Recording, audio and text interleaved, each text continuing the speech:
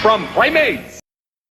Alright guys, this is Wave 5 of Teenage Mutant Ninja Turtles, the vintage Playmates line. Now, we just came off of Wave 3 and Wave 4, which I praised the crap out of, because those were really the best waves we ever had. You'll probably notice the amount of figures is way less than the other ones. We're down to just 7 after 10 from the last wave and a whopping 14 from the one before that. Now, obviously there was still a ton of figures at this time, but it was mostly just turtle variants or variants of other characters like Bebop and Rocksteady. They gave us a lot of fluff, a lot of the filler stuff. No unique new characters, really. This was it for new characters. It was mostly just recycling characters with new twists on them, new costumes from the dress up in, and zany stuff like that. Which is, I unfortunately think, some of the stuff that contributed towards the death of the line. So this is kind of the start of the end, sadly. But it's still awesome, and I still really loved this wave of figures as a kid. So we're going to go over them one by one like we've done, and you know, the good news? Much shorter video for a change. So let's get started. And remember, time codes are in the description below, so you can see any figure you want at any time. King Lionheart. Now most people would probably love this guy because everyone loves lions, but he was actually honestly one of my least favorite Turtles characters as a kid. When I said in an earlier video that PandaCon was a runner-up for my least favorite, possibly only tied with one other figure, this is the figure I was talking about. Now I will say King Lionheart is a much more interesting idea than PandaCon, but I do think he also looks much stupider than PandaCon. I just don't think this guy looks cool. He doesn't look menacing, he doesn't look regal, he just looks funny. Like, he has this curly little mane and this bulging eyes and this constipated looking face, and he's just got one naked leg, and he looks ridiculous. I don't know, he's a ridiculous looking character.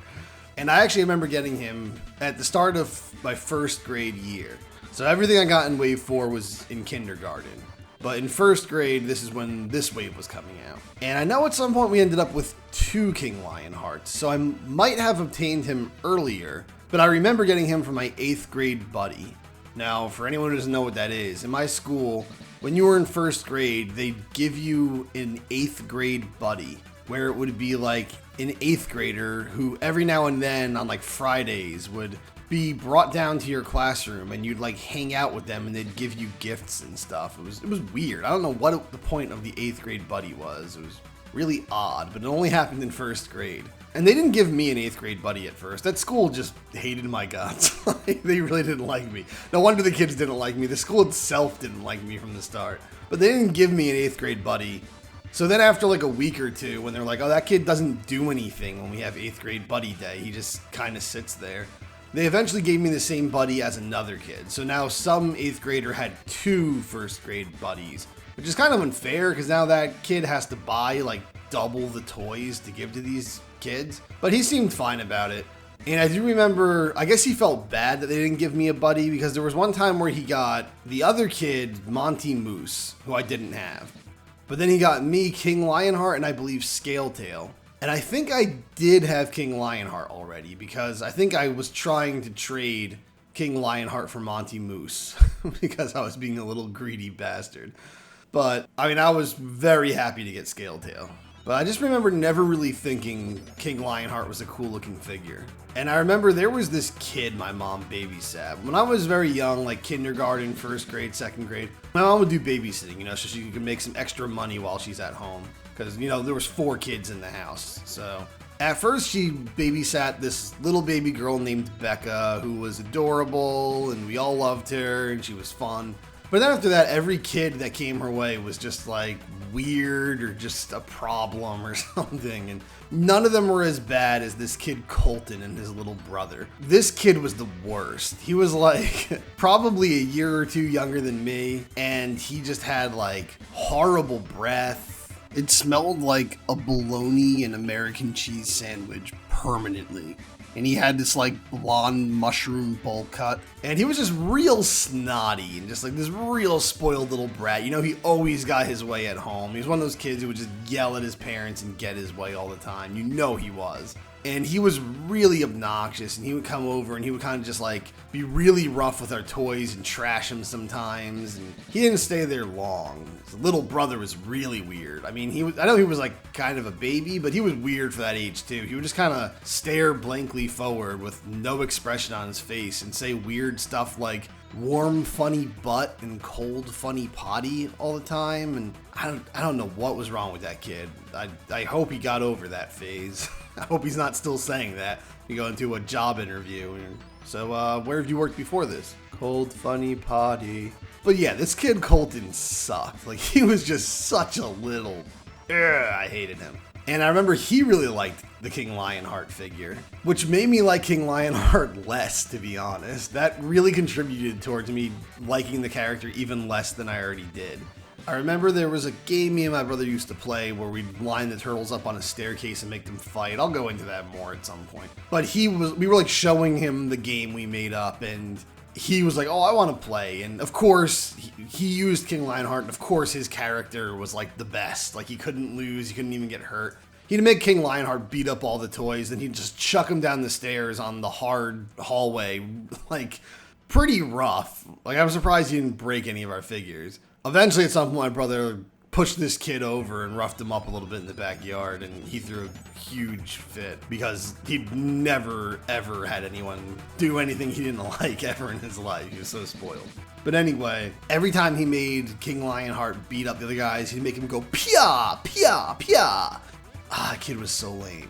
So King Lionheart is just forever in my mind connected with this obnoxious little kid screaming "Pia" and throwing my action figures down on the hard floor. Sucks. I hate King Lionheart. Okay, I don't hate him. He's kind of cool, but I hate him. He's supposed to come with 3 accessories, which are pretty cool. They're like golden. He has a shield, a rod, and a sword.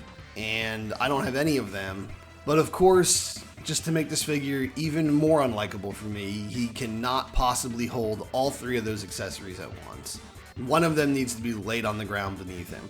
They didn't do like the He-Man approach where you could clip the shield onto his wrist and then he could hold the sword and the rod.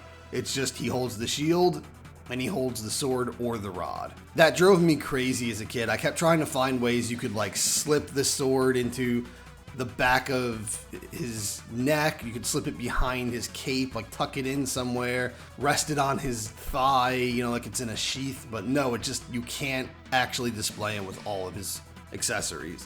Which I've said isn't technically a problem. It's just something that always drove me nuts. So there's really nothing about King Lionheart that I'm that crazy about.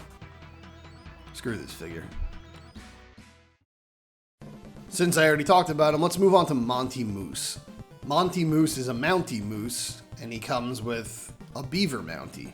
He has a fairly simple design. There's nothing too crazy going on. You know, he's just dressed like a Mountie, like Dudley Do-Right or something. The outfit's ripped up here and there, but not the craziest outfit for this late in the Turtles line. Usually you'd expect there to be like a woodpecker on his shoulder and badges all over his coat, maybe like an axe strapped to his back or something. Like, you'd expect more, but he's a fairly undetailed character as far as Turtles figures go. But he's still pretty cool. I think he has a cool look. I like how in his antlers you can kind of stand the beaver up there.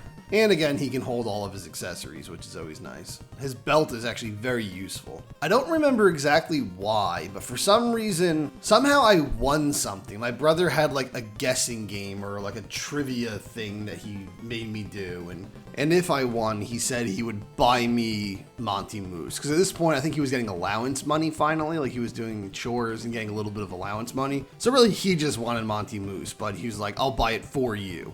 So I remember I got it right, whatever it was. And then the next time we were at the mall, we went to KB Toys. And my brother bought me the Monty Moose, and it felt so cool. It felt awesome. Like, oh, wow, I won this. That's a major award. I won it. So for that reason, I've always had a fondness for Monty Moose. And he, like I said, he is a very cool looking figure, but he's definitely not my favorite in the line. But he's still very cool. Next up is a figure that my brother and I loved when he was new. This is Dr. L, the Witch Doctor Elephant. We were already like creating legends about this guy before we got him. We thought it was so cool that when you saw him in the toy store, in the packaging, they had to like slit open the top of the blister card bubble just so his headdress could pop out because the figure was so big. We thought that was so cool. Like, oh, he's this massive elephant character. That's so awesome. And like I was just saying before, he has the traditional vintage turtle lines kind of style where there's just all this detail sculpted into him. There's some details that don't even make sense. There's an arrow going through his leg, and it looks like there's blood on it, but like, is that dried blood from when the arrow first went through him, or is it permanently bleeding? You can't even really tell what it is because so little is painted on this figure, and that's one of the biggest problems with it. I got this guy for Christmas. He was mine. Many of them in this wave were mine, but I got this guy for Christmas, and when I pulled him out of the package, first of all, he was awesome. Then I turned him around, and I was disappointed. The entire backside of this figure is gray. Like, they did not paint pretty much anything on the back of this figure. The back's always had less paint job than the front for obvious reasons. You're gonna see the front much more. But this was like a whole other level of unacceptable. Like, he's just completely unpainted on the back. For years between me and my brother, anytime we saw something with a bad paint job, we even used the expression, "It's like Dr. L." But that didn't stop us from loving this figure. I still thought he was so cool. Loved this character. He has this awesome headdress you can put on to make him look even crazier. He has this cool thing where you can plug his spear into his shield, which again helps him to actually carry all of his accessories at once, which I always like. I remember when I was a little kid, my brother and I, and oftentimes my sister, who wasn't really into the stuff we were into, but while my brother and I were very close, my sisters were very heated rivals. They'd get along, but then they also had a rivalry, so they didn't really play with each other much. So there would be times where she was bored, because my sister was very popular. She had a ton of friends. But when she wasn't with her friends and she was stuck at home, she'd kind of just make the best of things and hang out with me and my brother. And then she'd like do what we were doing. So she would play with us. We do these things called Mario movies that I made up when I was little that we did a lot, where we'd act like we were in movies about all of our favorite characters. The rules were you can have any character in here except Mr. Rogers, because when I was a little kid I said Mr. Rogers was boring. So it was mostly like our favorite characters. It was like the Koopalings from Super Mario Brothers. It was the Ninja Turtles. For some reason, the characters from The Adventures of Lolo would show up a lot. And like whatever character we were into that week, because we were playing their game or whatever. Like Simon Belmont was in one of them. And usually whatever new Ninja Turtle figure we got would show up. And I remember Dr. L, we made like a whole movie about just how cool he was. It was like a fighting tournament. And he just beat everybody. Like, there was not even a story. It was just like, Dr. L beats up everyone. It was basically the movie. Like, that's just how much we liked this guy. Like, we just had to act out an entire movie dedicated to how cool he was. The way we described Dr. L's open blister card with his headdress coming out was breaking out of the box. We always said he was breaking out of the box. Like, he was just so mighty and powerful and awesome that the packaging couldn't even hold him. He was just breaking out. Wait. Okay, so I've been wrong with the occasional fact here or there, but this is some Mandela effect stuff going on right now. I know for a fact when I was a little kid, and my brother could testify to this date, that Dr. L's headdress, the feathers at the very top, poked out of the blister bubble on the front of the package. There was a slit on top for his feathers to stick out because he couldn't fit inside of the blister bubble. I remember this because my brother and I coined the phrase breaking out of the box because of this, because we thought it was so cool that it looked like he was breaking out of the packaging. When we saw him in Toys R Us or KB, wherever that was, we took note of the fact that he was quote unquote breaking out of the box. And when I got him on Christmas morning that year, I noticed again that he was breaking out of the box.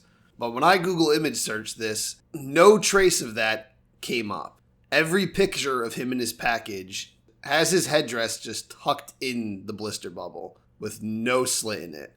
Now, I understand that it would be very odd to puncture the blister bubble as dust and air gets in there that will damage the figure over time. So yes, it is strange that someone would do that, but I distinctly remember this because of what a big deal we made about it. My only assumption as to what the deal was is some weird guy who worked at this toy store when we were kids took it upon himself to cut open the packaging to allow the feathers to come out because, I don't know, he didn't want people's figures to get warped in the package with the feathers being held down. But that's really hard to believe because, I mean, for one, back then toy collecting was not a big thing. It was not viewed as like a serious, respectable hobby. No one collected toys. So that's like weirdly collector friendly for kids' toys back in the early 90s. And two, if he was doing it for the collector's sake, then it's like, why are you damaging the packaging and allowing dust and air to get in to damage the figure and the blister bubble even more? It would yellow the blister bubble over time. And I mean, now it's worthless because you punctured it. So I can't understand why they would do that. But I don't know. I have no answers here. That's how I remember this package being. That's how my brother still remembers this package being. I don't know what changed. So I swear I saw that as a kid. I swear both times I saw Dr. L in his package, he was coming out of the top of the blister bubble. All right, moving on. I definitely don't love Dr. L as much as I did as a kid. I'm more fond for the earlier Turtle waves than I am the later ones for the most part. But he still is really cool, and he's one of the coolest ones from this wave. A little later on, they added 2 more heroes. Now, I'll go back and get to the villains, but since I'm doing the heroes first, let's do these guys. They added 2 mythical creatures, whereas usually they did mutants of regular animals or, gross out stuff like Mutagen Man, Muckman, and Pizza Face. They did 2 mythical characters, which was a merman, or Merdude, and a dragon named Hothead. Let's start with Merdude, because he was actually the one we had as kids. We actually never owned Hothead, even though we actually wanted Hothead much more. Merdude is a figure I don't feel like I appreciated him enough as a kid. He's a pretty awesome figure. And his name is pretty hilarious. Like, he's not a merman, he's a Merdude. He is a dude by definition. Like, that's just, I don't know, that tickles my funny bone. I remember reading years ago, like back around 2006 or so, I don't remember if it was on the official Turtles website. They had an archive of all the action figures at that time. And I don't remember if it was on there or if it was on a Turtles fan site. But somewhere I remember reading that Merdude was a direct response to the success of The Little Mermaid by Disney. I can believe that because mermaids were all the rage from 1989 all the way up until like 1992. So I can see that. That movie was very big. Everyone was kind of making jokes about it or references to it or what have you. So I could see that being the case, but I don't fully know if that's true or not. But regardless, he's pretty awesome. He's one of only 2 characters from this series that appeared in the cartoon. But I had no idea either one of them did because it was later than while this wave was current. He has a cool look going on. I really like this kind of metallic blue armor he has. It's a very unique color that they really didn't use on any other figure. I also like that he has kind of this old sailor face, this sort of grungy old face, and the eye patch and the snarl that he has on his face just really creates a cool look. The color scheme on him is pretty awesome. I always thought the way they managed his tail or legs or whatever you want to call it, a bit awkward though. It's kind of stiff. The way the flipper just kind of sticks forward and you can rotate it to the back, but it doesn't look very good. It's kind of awkward. It's not the best approach, but it is always kind of difficult to make a mermaid character or a merman character if you're going to give them an actual tail, because making them stand up with the rest of your figures is usually a problem. I think today what they would have done was just given him a curved tail and then had like a clear base kind of plug into him to make it look like he's kind of floating above the ground. But it's kind of nice that you can stand them up because clear bases, they're fine. I have nothing against them, but sometimes they can be a little overly shiny and they stand out a lot and it doesn't really look like the character's floating there. It just looks like they're standing on a weird shiny thing. But of course he comes with the trident. Any character usually who comes from Atlantis or a city based on Atlantis, a sunken ocean city, pretty much always has the trident for, Poseidon or Triton or whatever, Neptune, whoever you want to say it is, controls the seas with the trident. So the trident's a must-have. And he has like a little sawfish as a sword. He comes with a starfish. It's just kind of a starfish. I guess it's supposed to be like a shuriken, but It's really just a starfish. I always just leave it on his fin. It looks kind of nice down there. And then he comes with this little gun.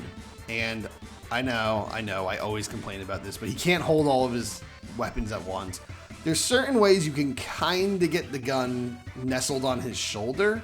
So it's like a shoulder cannon kind of thing. I don't think they wanted you to do that, but I've always been obsessed with trying to get all the weapons on them at once.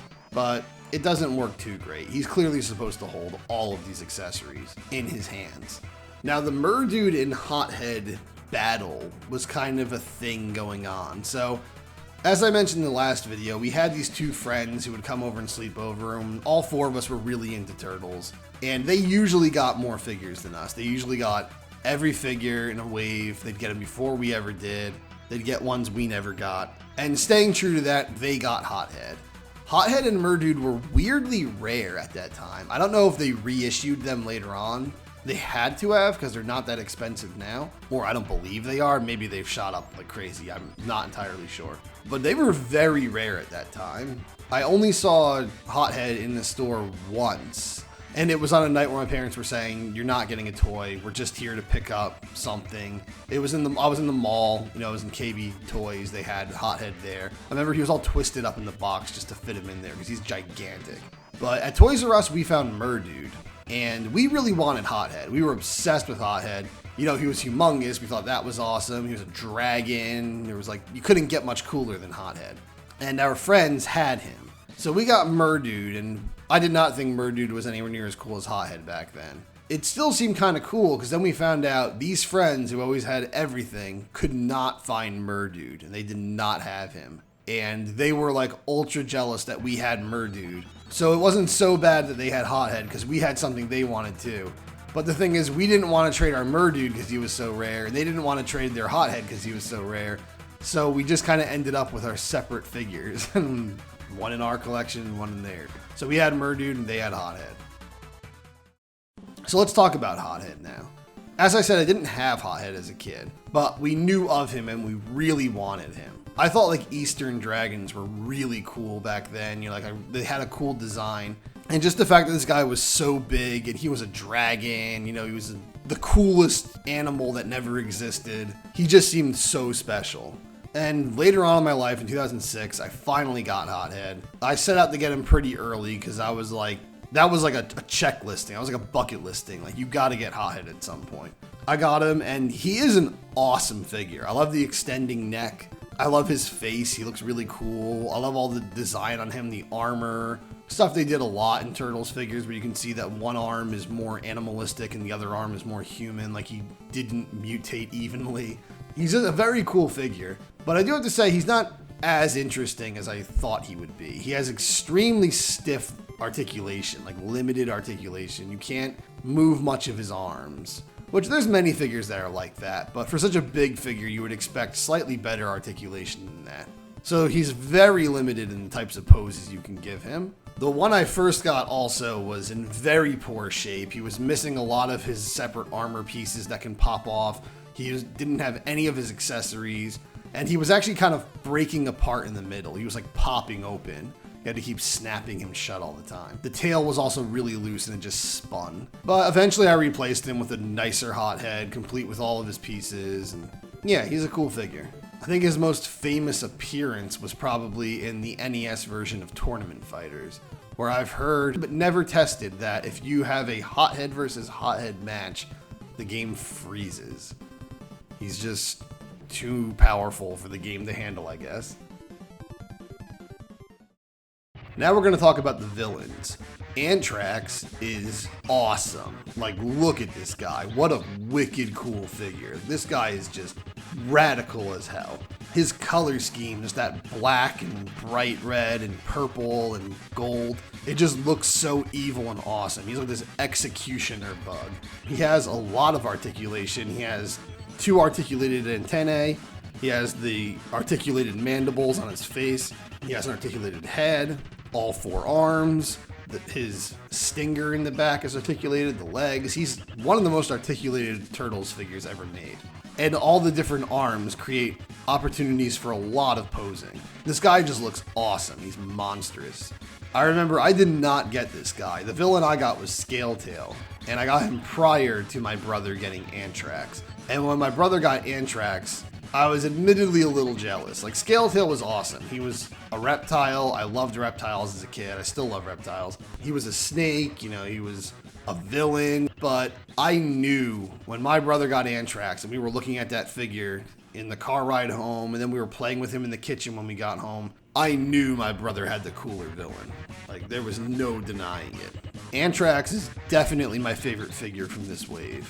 And he's the other one who apparently appeared in the cartoon show eventually. There was an episode, I think it was called Night of the Rogues. It had like Antrax in it, and Leatherhead, and who else? Did it have Groundchuck and Dirtbag in it again? Rat King? I don't even remember. It had like every villain. It even had Scumbug. And they act like Scumbug existed in the cartoon before. Like, April already knows who Scumbug is, but he never appeared in the cartoon. It's like, wow, well, can we see that episode that we missed? Because apparently Scumbug exists in this universe already. The Turtles and April are aware of who he is, but we never got to see that. And Antrax is just kind of there with no explanation also. So it's kind of weird. I would have loved to see this guy in the cartoon as a kid. This year, this wave, when we started getting these figures, I loved them at the time, but you can't deny that Turtle Mania was starting to die down at this time. It wasn't quite where it was during the past couple waves, the past couple years. I'd say like 1990, 1991, those were like the Turtle Mania years. I'd say 89 through 91, probably the biggest Ninja Turtles ever. But it was starting to hit its decline now. And for me, I think one of the things that was starting to, unfortunately, drag me out of it, though I was still super into it, the thing that was starting to drag me out of it was all these new figures I was getting were just figures. Like, I'd get them, I'd be super excited, and then I would never see them show up in the cartoon show. I'd tune into the cartoon show every chance I could, and it was always just the Turtles fighting some generic mobster or alien, or it would just be, you know, Shredder, Krang, Bebop, and Rocksteady having some scheme of the week, which was still fun, but I was really hoping to see these new favorite characters of mine show up in the cartoon. I would have loved to see Dr. L in an episode, or Hothead, or Antrax, or Scaletail. It was so bad that so often my brother and I would lie to each other. We'd say we woke up at like 5 in the morning. It was always 5 in the morning for some reason. And we went downstairs and we watched TV and we saw these special episodes of Ninja Turtles and the Super Mario Bros. Super Show where all the things we always wanted to happen happened magically. And we like made up ones about like, oh, I saw the episode with Dr. L this morning and he's the strongest character and he beat up everybody no problem and all this stuff. And we would constantly do that and we knew the other one was lying. We always knew the other one was lying. But it was like fun to play along with it because we both knew how badly we wished that was true. And it wasn't. We never actually got most of these characters in the cartoon. In this wave, the only two we got was much later on. Or I'm not even sure if it's much later on because not long after this, I wasn't even watching the show anymore. And when I did, it was not very regularly. It wasn't like how it used to be where I watched it every week. I would catch it when I could.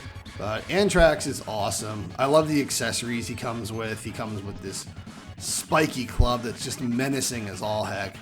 This giant two-handed axe. It's so cool. It has a noose hanging from it. And then he's got this ball and chain on his leg. I actually have 2 Antrax figures. The one I originally bought in 2006, the antenna broke off on one side of his head.